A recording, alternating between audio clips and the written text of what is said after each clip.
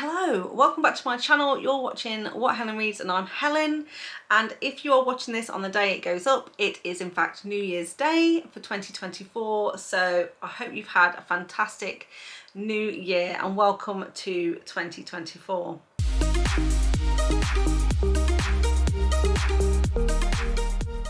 So today I'm showing my top 10 reads of 2023 minus Mafia romances, because next week for my Mafia Romance Monday slot I'll be covering my favourite Mafia romances from the year. So I've not included any Mafia romances in this particular video. So if you want to find out my favourite Mafia romances for 2023, make sure you check out next week's video that will go up on the 8th of January. So I didn't want to go into it in too much depth, but I did want to start off by doing some stats from 2023. So in total, up to the 22nd of December, because that's when I cut off my reading for this year, I had read 186 books, which came to a total of 60,485 pages read, which was an average of about 166 pages per day. In terms of the star ratings, I had 3 2-star reads, 26 3-star reads, 129 4-star reads and 28 5-star reads. So I had a really good reading year.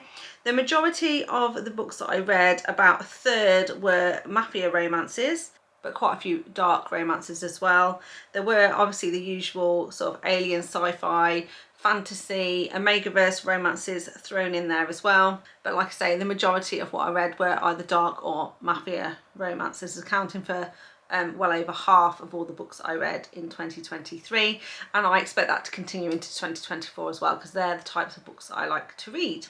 So without further ado, I'm going to tell you my top 10 of the year. I'm not actually going to select one as my ultimate favourite, and these are in no particular order. But there is quite a variety as well in terms of the genre. So if you're looking for something in particular, hopefully you'll find something in here. So the first book I want to talk about is Real Like Daydreams by Julia Wolfe, and this was book 4 in her Savage You series. Now this series overall was absolutely fantastic. 3 out of the 4 books I actually rated 5 stars, and the first one was a 4-star. Could have been a 5-star, but I was holding off because I was thinking a better book is going to come along in the series, and it absolutely did. But really this was a 5-star series for me. Now it's a sort of a new adult contemporary romance. It's a group of friends who are all in college together, and in this final book of the series we're following Serafina and Julian. Now Julian we obviously met in some of the previous books, and he was in a really bad accident where he ended up being quite badly injured. So he is now a scarred hero. He has a literal scar on his face and on parts of his body, and it's also left him with problems with walking because he's had damage to his leg, and now he's sort of going through physiotherapy to try and regain some of his use in his leg, and so that he can walk properly again. However, kind of what happens in this one is because of what's happened to him, he has become quite isolated. He is no longer living with his best friend who he used to live with, because he's had to move in to a different house where he can live on the ground floor, which is easier for him to get around. And also he's kind of separated himself a little bit from his best friend and the friendship group, and has become quite solitary. He's quite angry and depressed about what's happened to him, and so he's really kind of like struggling from a mental health perspective as well. He is quite affected not only by his disability with his leg, but also for the fact that he's now scarred, and so he tends to go around a lot with his kind of his hood up and kind of hiding a lot of his face. Now Serafina in this one is the heroine. We also saw her in a previous book, and she goes to the same college as Julian, and she is in the a drummer in the marching band, and her dream is to become kind of head drummer, if you like, a head drum captain for this marching band. And there's a little bit of an altercation with Julian and the current head of the marching band, and he kind of wants to get revenge on Julian. So basically he kind of does Serafina a deal, and this deal is that she has to kind of seduce Julian, make him fall in love with her, get her to go out with him, and then once he's fallen in love with her, she is then supposed to break up with him publicly, and thereby this guy will get his revenge, and in return he's going to help Serafina to become the next drum captain of this band. Now Serafina is really desperate for this role, and so she decides that she is going to go ahead with this deal. However, she's not a horrible person. She doesn't try and trick Julian. In fact, she actually tells him what's going on, and she asks him for help and says, hey, will you fake date me? Pretend that I've made you fall in love with me. Pretend that you want to go out with me. And then when I break up with you publicly, you can pretend to be hurt, but that you won't really, and this will help me get to the marching band. And Julian sort of says, well, what's in it for me? And actually what's in it for him is he's running out of medical insurance. He's had a lot of physiotherapy, his insurance won't pay out anymore, and he still needs treatment. And Serafina is going to school to do something in the physiotherapy realm, not strictly what is wrong with him, but she knows enough about it that he says, well, maybe you can now do my physiotherapy and you can come swimming with me and stuff like that and help me rebuild the strength in my leg. And so they enter into this sort of fake dating agreement for kind of like mutual benefit. The thing is, there's also a secret identity in here, because Serafina has previously met Julian, she didn't realise, and they've been texting each other. So Serafina is simultaneously falling in love with the person that she's been texting, but she doesn't know who he is, and Julian, who she's now fake dating. And so of course at some point in this book she's going to figure out who he is, and kind of what's been going on between them and things. So I just absolutely love this one. I thought that, like I say, the series overall was fantastic, but this one really touched me emotionally. Julian has gone through a lot. I was really invested in his character, not just in this story but in the other stories as well, so really kind of wanted to see kind of what happened to him, and I thought the relationship between him and Serafina was really beautiful as well. So the next one was a bit of a surprise because it was a rom-com, so quite separate from the sorts of books I normally read, and this one was A Deal with the Devil by Elizabeth O'Rourke, and it's book 1 in the Grumpy Devils series, and we were following Hayes and Tarly. And like I said, this is a rom-com, so it's contemporary romance. It's kind of I put frenemies to lovers. It's not really enemies to lovers, but they're sort of friends, enemies to lovers. It's a workplace romance, and also this one had a very slow burn as well, but lots of chemistry between the couple. And I just remember when I read this one, the main reason I gave it 5 stars because it just had me smiling throughout. I love both characters, I love the banter between them. I thought some of the situations that happened between them were quite funny as well, and I just kind of liked how they kind of were together throughout this whole book, and like I said, it had me smiling throughout. I really appreciated the slow burn and nature of this book as well, and when they finally, you know, consummated their relationship, as it were, it was well worth the wait. So really enjoyed this one. So essentially we're following Hayes and Tarly. Now Hayes is a plastic surgeon. He's very wealthy. He does plastic surgery for the rich and famous in LA, and his assistant is going abroad for an extended period of time because he's going to adopt a child, and so he is in need of a new personal assistant.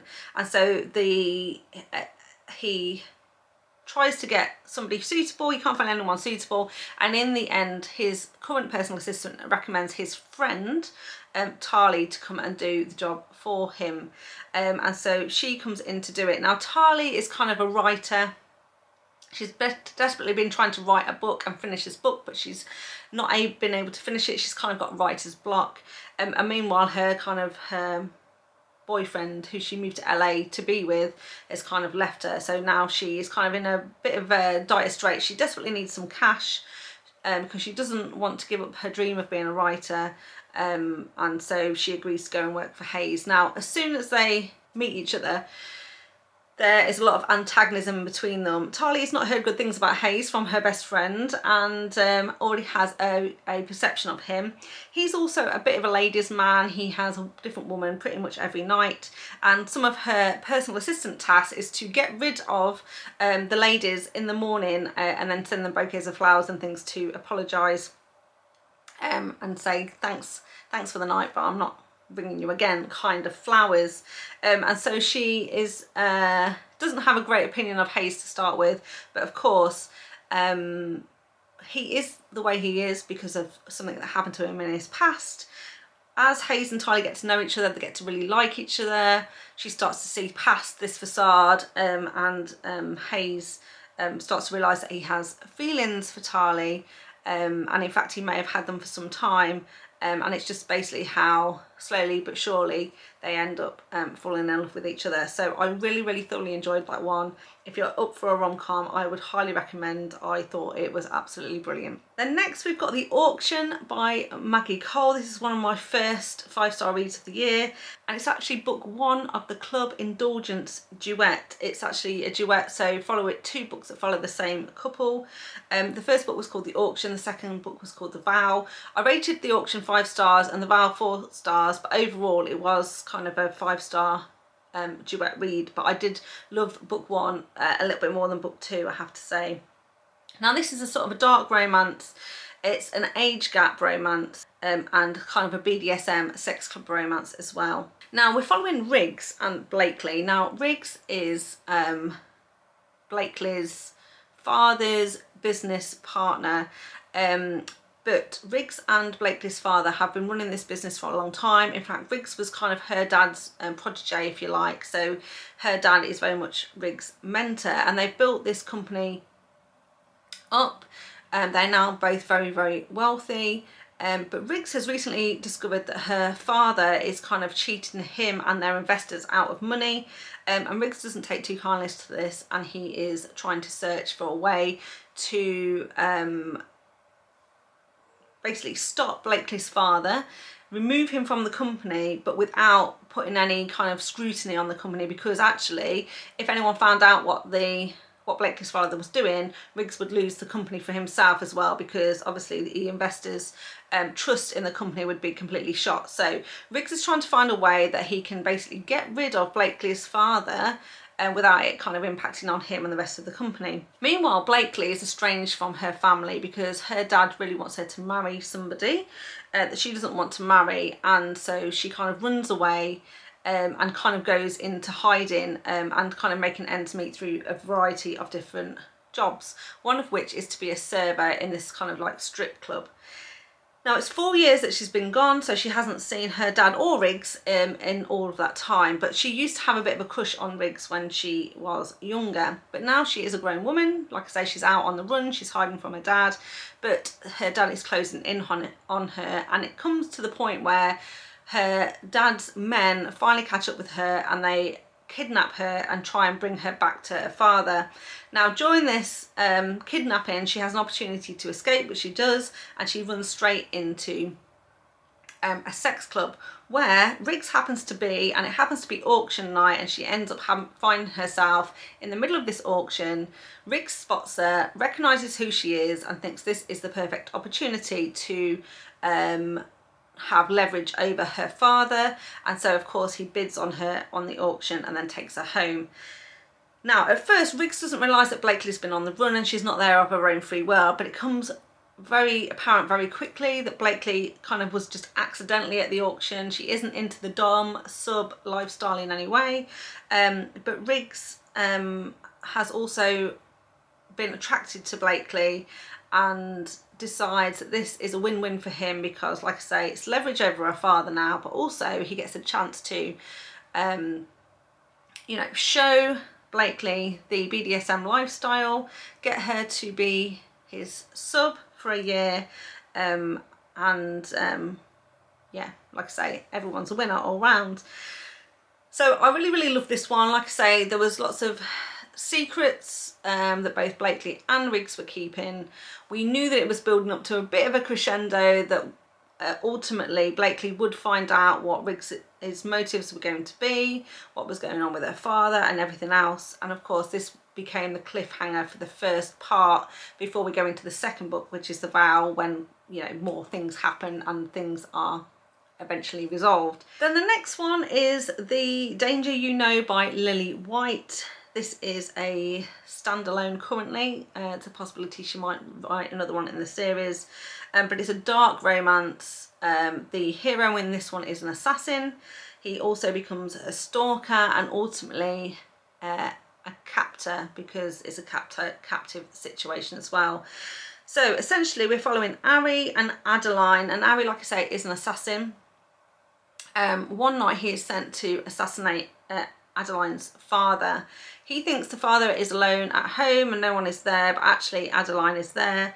And as he's leaving the house after he's killed her father, he looks back into the room where the man is lying dead, and he sees Ariella crying over her father's body, and he kind of has this moment of feeling where he suddenly realised that he's left a young girl alone without a father. She's previously lost a mother as well, so essentially she now is an orphan, albeit she is an older teenager. And so then it becomes his obsession to stalk Adeline and really keep an eye on her and what she is up to. At first it's very, very much for protective purposes. He feels responsible for her in some way, so he's just genuinely keeping an eye. But as the years go on, he becomes more and more obsessed with her and following her around. Now, he never shows himself to her, but he's kind of always there as a dark knight waiting in the shadows. And because she's now lost both her parents and she is a teenager, she starts to rebel. She starts to hang out with the wrong kind of people, she goes to the wrong kind of clubs, but Ari is always there in the background waiting to save her, even when she doesn't know it. So when she gets herself involved with some men that are a bit dark and shady and maybe try and do something to her that she's not happy about, Ari is there to basically exact revenge. And now she doesn't realise what happened to these people. She just knows that she never sees them again, and she doesn't realise that someone's mopping up behind her. But Ari is while obsessed and constantly surveying her, he is also content to remain in the shadows, until one day she meets a man, she gets married to him, and then Ari starts to realise that she's not in a happy marriage and this guy is being abusive towards her. And this is the final straw for him, and he can't stand idly by and watch this happen. So he decides to take matters into his own hands and then basically kidnap her from this marriage that she's in. And so she becomes his captive, and in captivity with him she figures out who he is, and how long he's been stalking her for. But I absolutely love this one. It was a true dark romance. I really, really kind of love the stalker dark vibes that this one pulled off. But I also love the way that Lily White was able to turn a villain into a hero in my mind, that we absolutely wanted Ari and Adeline to be together, and despite him being a very bad man who'd done bad things, absolutely having her best intentions at heart and knowing that when they were together he was going to treat her like a queen. And so one of my favourite types of dark romances, absolutely loved it, and will definitely be reading more from Lily White in the future. Staying on the dark romance theme, the next book that absolutely blew me away, I even love the second book in this series as well, was Deliver by Pam Godwin, and this is book 1 in her Deliver series, of which there are about 8 books I think. In this one we're following Josh and Liv, and it's a, like I say, it's a dark romance that is also a captive story, but a reverse captive because it's actually Liv that captures and keeps Josh captive. Essentially Liv works for like a sex trafficking ring, and it's her job to find a target, kidnap them, and then train them to be the perfect sex slaves over a kind of an 8-12 week period. And Josh is next on her list. Basically the client has requested a young man in their early 20s, very, very active and sporty, who is heterosexual, who is a virgin but hates women. And this is kind of the person that he wants. So Liv finds Josh. Very, very rare for a 21-year-old to be a virgin, but he is also highly religious. He is also kind of a football star at the college where he plays. And he makes the perfect kind of victim, and she manages to trick him into going with her.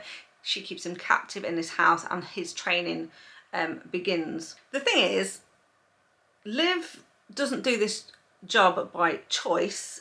We come to realise that she is being kind of blackmailed into doing this job, and also Josh is not trainable, and he sees something in Liv where he is absolutely determined to save her, to uncover what is going on, why she's doing what she's doing, and kind of save her. So it's kind of ironic really that the person here who is in captivity, essentially being tortured and misused quite horrendously, has a lot of sympathy for his captive, wants to help her figure out what is going on, and then help her basically get out of the situation that she's in. And Josh and Liv start this absolutely beautiful relationship together. I absolutely love this one, mainly because it was so intriguing. Again, it was one of those where I felt like it wasn't exactly a psychological thriller, but I felt like you didn't really know what was going on. You didn't know who you could trust. You didn't know at first if Liv was genuinely a good person or if she was genuinely evil. There are other characters in this story which I won't talk about because I don't want to spoil it, where you also not sure whether they're being coerced, if they know what's going on, if they're actually the people doing this or somebody else is doing it. It's all very, very dark and mysterious, and so I thoroughly enjoyed this one because it felt like it was some sort of mystery where not only was all this stuff happening that was quite challenging and like very dark to read, but also there was this mystery and how we were going to uncover it, and how were they going to get themselves out of this situation. What twisty plot points was Pam Godwin going to pull out of the bag in order to get them their happy ever after, because ultimately this is a romance, so they do get a HEA, but how the hell was Pam Godwin going to pull this off, and what was going to happen to these characters? And so I was absolutely enthralled throughout the whole book. I absolutely loved it. I thought it was really, really well done, and yeah, can't recommend it highly enough. So the next one is the last 5-star read that I had for 2023, and it's Gone a Fury by Rina Kent. So I've recently spoken about this a couple of times because not only was it in my end of December wrap up, I also had it in my Q4 wrap up as well. So I won't talk about this too much, except to say it's book 5 in the Legacy of the Gods series. We're following Nikolai and Brandon. It's an MM romance and a dark college romance. Nikolai is kind of a mafia heir to the Russian mafia in New York, and Brandon belongs to the King family, which is sort of a big billionaire family in the UK. And Nikolai and Brandon go to rival colleges, but in the same place on Brighton Island, this fictitious island off the coast of England, and their friendship groups have very much become interconnected through this series. So I absolutely love this one, would highly recommend, but I also have to say you can't read this one as a standalone. You do need to at least read some of the others in the series to get to this one, because Rina Kent is kind of like told these stories so that they run in parallel, so the timelines overlap, but as we go through more books she lays out more breadcrumbs so that we start to see what's going on in the background, what's going on with some of the other characters, and how things are playing out. So we've known for a couple of books now that Nikolai and Brandon seem to be having a relationship together. We don't know what that is, we don't know what it's about, but we definitely know that they are together, and so we've been highly anticipating this read as well, and it absolutely blew me away. I thought it was absolutely fantastic, very, very emotional. Rina Kent tackled some very, very challenging topics in here, about mental health, about sexuality, about past trauma, and I thought it was absolutely fantastic, really, really well done, and loved reading this one. And the relationship between Nikolai and Brandon was beautiful. I was absolutely rooting for them, wanted them to be together. I'm so happy that they got their HEA. So that's all I'm going to say about that one. And like I say, if you want to know more, then please go back to watch some of my other videos. Hopefully you've seen those anyway and know my full thoughts on that book. Then the best Omegaverse that I read this year by far was The Alpha's Resurrection by Marlowe Roy. This is book 3 in the After End series, and in this one we're following Jake and Zora. It's very much a forbidden love, fated mates, and an age gap between these two. Now this world, this After End world, is set kind of like after an apocalypse has happened. Society as we know it no longer exists, and out of the ashes of this, you know, our society, we now have a new world where people live sort of in much more primitive in a much more primitive setting. A lot of technology has been lost. A lot of the luxuries in life that we take advantage that we enjoy now are gone in this world. But basically it's now a world that's inhabited by alphas, betas and omegas. Now in this one, Jake is an alpha, but he used to be human before the end, so he is quite long lived. He has been through a lot and seen a lot, so he survived the end, and he has been through a lot of trauma. In the first book we first met him. He's one of Hunter's oldest friends, and Hunter is kind of the alpha of alphas, the one that heads up this particular community where Jake now lives. And they were friends when they were both sort of human before this end happened. But they both had very different pasts, and Jake went through a lot of trauma, and he ended up going a little bit mad for a while. And we meet him first in book 1, where he actually attempts to kidnap Della, which is Hunter's mate. So that doesn't go down too well, but Hunter sees that Jake is really struggling and he offers him a place in his community. In exchange though, he basically says to Jake, you can't go anywhere near the Omegas, I don't trust you with them, and so you can stay in our community, but you cannot speak to, look at or be anywhere near an Omega. And Jake agrees to this because he doesn't think he's going to meet an Omega anyway that he wants anything to do with. So he lives quite happily there for a couple of years until Zora comes along, and Zora is our Omega. Of course she's going to be Jake's fated mate, and Zora lives in a nearby community with a different pack of alphas, and she is actually due to be arranged in marriage to someone who lives in her village. Now she does not want to marry this guy, and she begs her parents to let her have somewhat of freedom before she has to marry him, and she finds her way to Hunter's camp, where she is there under the guise of being a nanny to some babies that are born in this camp. While she's there, her and Jake kind of start this forbidden relationship. They have started a relationship in secret. She has to sneak out a lot at night to be with him, and at first it's purely friendship. Jake is teaching her how to swim, and as they get to know each other, he very much has to fight his true feelings for her, because he knows that she's his fated mate, but he's not allowed to be with her. He really fights it, and also she kind of belongs to somebody else, albeit even if she doesn't want to marry them. So like I say, this is very much a forbidden romance. It's also a slow burn, which is really unusual with the Omegaverse, because in Omegaverse, you know, if you're fated mates, you have to be together, you go through your heat, and obviously you're then kind of forced into a sexual relationship with your mate. But this one, Marlowe really did a fantastic job of exploring these characters, finding out a bit more about Jake and what happened to him in his past, so why he did what he did and who he is. He really gets his redemption arc in this one, absolutely. And like I say, it's a really nice slow burn where they really get to know each other over time, start off as friends, and then it turns into something more. Of course, the third act in this one is going to be when all hell kicks loose, when people figure out that they've been friends in secret, because Hunter's not going to be too happy with Jake that he's broken his promise, and the other pack, the other town, these other alphas are not going to be too happy to be losing one of their Omegas. So I absolutely love this one. If you love Omegaverse, I'd absolutely recommend giving it a try. So then my favourite paranormal of the year was Resting Witch Face by Juliette Cross, and I'm very lucky here to have this limited edition hardback cover that she created for a Kickstarter. These finally came a few weeks ago, so I've got the whole set. You'll see these in a book haul, I'm sure, in the future. So this is hot off the press in terms of coming, but this is Resting Witch Face, and it's book 5 in the Stay a Spell series. And in this one we're following Jules, who is the eldest Southwell sister and kind of head of her coven and in charge of the paranormal community in New Orleans, and Ruben, who is head of the vampires. Now this was a long awaited book because we've known very much from book 1 that Jules and Ruben have had a bit of a thing in the past, and for whatever reason they're no longer together, but it was clear that Ruben still wanted to be with her and Jules was very much keeping him at arm's length.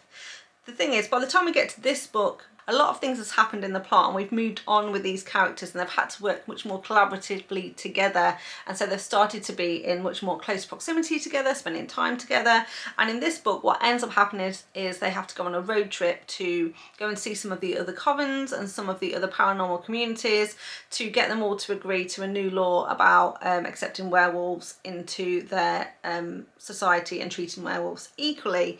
And so they start off on this road trip. So this is a second chance romance, it's a road trip romance. There's a period as well where they go to a hotel but there's only one bed, so they have to share a bed together. So all the tropes that we know and love are all in this one, and I thought out of all the books in the series, for me it was the most gripping. It was a really perfect blend of romance. I love the fact that they finally got together after we've been waiting for so long to figure out what happened to them, but it's kind of also there's intrigue in this one. There is danger. They're sort of on danger because people don't want them to be successful in getting equality for the werewolves. And when they finally make it to England, they are very much in a situation where they're very much in peril, and Reuben has to fight to save Jules. Love the series overall, particularly, and this one was my favourite in the series, so I would highly recommend. Then the very first 5-star read that I gave in 2023 was Broken by the Horde King by Zoey Draven, and this one is book 4 in the Horde Kings of Dakar series. And in this one we're following Kieran and Maeve. It's a sci-fi kind of alien romance, this one, and very much friends to lovers, or friends to enemies to lovers, maybe, if that's how you want to see it. But basically this is like I say, book 4 in the Horde Kings of Dakar. We are on a planet, we're not on Earth, we're on a different planet. It's called Dakari, and on this planet there are tribal groups of Dakari, hordes basically, and each horde has a Horde King. Now it's their responsibility to look after the planet. They kind of roam the land, they stay in camp for certain periods of time, they live off they live off the earth, but they also have like a king who is in their capital city that kind of controls all the hordes. So all of the Horde Kings have their own army, their own kind of community, but ultimately they all answer to a central Horde King, if you like. Now in this one, one of the reasons I love this so much is because from the very first page I felt the love between these two characters, and therefore the heartbreak as well, because essentially Maeve is a human, and humans are not thought of too highly on this planet because they're there as refugees. They're not allowed to do anything. They're governed very strictly because the Dakari people don't want them to like over farm or kill too many animals or disrupt the natural balance of this planet. And so the humans are kept very much in these refugee camps. Their living conditions are not very good. So generally overall humans on this planet are not thought of too highly, like I say. And so Maeve is human, but she was found when she was a very little girl by a Dakari family who took her in and brought her up as their own. So although she's human by appearance, she's very much been brought up as a Dakari, and she's training to be a healer. Now Kieran is the son of a previous Horde King, and he is in training to be a Horde King of his own, and ultimately as he grows up, him and Maeve are best friends growing up. Maeve is in love with Kieran though, and has been in love with him all her life, and she thinks he has feelings for her as well. And the night when he's due to go away to training, basically to go to the trials to find out if he can become a Horde King, she confesses her love to him, and in public he very much embarrasses her in public by turning her away and saying that he doesn't want to be with her, and she is absolutely left heartbroken. And he goes away to the trials and she's left behind in this village, and she's extremely embarrassed about what's happened, but mostly she is heartbroken about what's happened. And so from the very kind of start of this book, I absolutely felt the love that Maeve had for Kieran. I absolutely felt the heartbreak that she had for him. I felt the feeling was absolutely palpable on the page, and it had me absolutely hooked. And of course 4 years later he comes back, he's now the Horde King, he now has his own horde, but he needs a healer because they're going into the winter period and some ladies in his camp are pregnant and he needs somebody to help birth these children. And so he goes to Maeve and asks her if she will be the healer. And at first she says no, but eventually she agrees, just for the season and specifically for the task that he's asked her to do. And so she goes to then stay in his horde as his healer. And of course their romance kind of redevelops from there, and he starts to realise that he made a very terrible mistake in turning her away all of those years ago, and then seeks to, you know, apologise, redeem himself, do a bit of grovelling in order to win Maeve back. And I absolutely love this one. It's my favourite of the series. The series is really fantastic overall, so if you haven't read it I would highly recommend it, but book 4 was my absolute favourite of the series. I would highly recommend. So the 10th book, the 10th and final book that I'm going to talk about today for my favourites of 2023 is The Right Move by Liz Tomforde, which is book 2 in the Windy City series. It's a sports romance, and the hero in this one, Ryan Shea, is a basketball player, a very famous basketball player, and this is basically a best friend's brother roommates fake dating situation, and I absolutely loved it. So essentially Ryan Shea is, like I say, a very, very famous basketball player. His career means everything to him and he wants to maintain a very squeaky clean professional kind of persona. So because he's so famous, every little thing he does ends up in the paper. So for many years he has been celibate. He isn't never seen with women. He very rarely goes out on social engagement. He's very, very private. But as a result, he's very isolated because he has to stay away from so much. He doesn't want to be photographed doing anything wrong, or anyone seeing him doing anything wrong. He spends a lot of time by himself, and is quite isolated. Now his sister has a best friend called Indy, and Indy needs a place to stay because she's recently split up from her boyfriend and she is now doesn't have anywhere to live. So Ryan's sister says to him, hey, will you put Indy up at your place? You've got plenty of room. I think it'll be really good for you to have a flatmate, bring you out of your shell a little bit, and please will you do it for me as a favour? And so Ryan very reluctantly agrees to have Indy come and stay with him in his apartment. And she very much irritates Ryan to start off with, but they start very quickly to build a very good friendship between them and start to get on really well, and Ryan begrudgingly has to accept that he actually really likes Indy and he's glad that she is living with him. And then what happens is they enter into a kind of an arrangement between them that they're going to do a bit of fake dating, because Ryan needs a girlfriend to basically impress his boss on the team, and she needs a date to her friend's wedding because her ex-boyfriend will be going to this wedding. She kind of needs a fake date for that purpose. So they kind of agreed to help each other out with this fake dating arrangement, and of course they then spend even more time together and they start to realise that their fake dating isn't fake at all and they are dating for real. Now, all I will say for this one is this book has had a lot of hype. A lot of people have talked about it. I was adamant that this book was not going to get me, that it couldn't possibly live up to the hype, that Ryan Shea couldn't possibly not live up to all the hype that he was given, but he absolutely did. It absolutely did. It was a fantastic story. Thoroughly enjoyed it from the very first page to the very last page and would highly recommend. So if you haven't read this one yet and you like a sports romance, then definitely get stuck in and you won't be disappointed, I promise. So there we have it. That's my top 10 romance recommendations for 2023.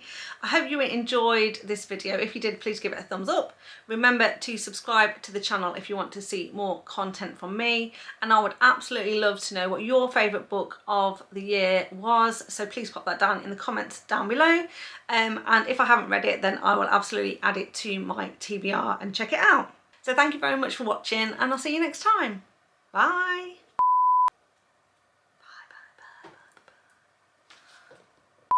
And it's actually book 1 of the club in Jordan.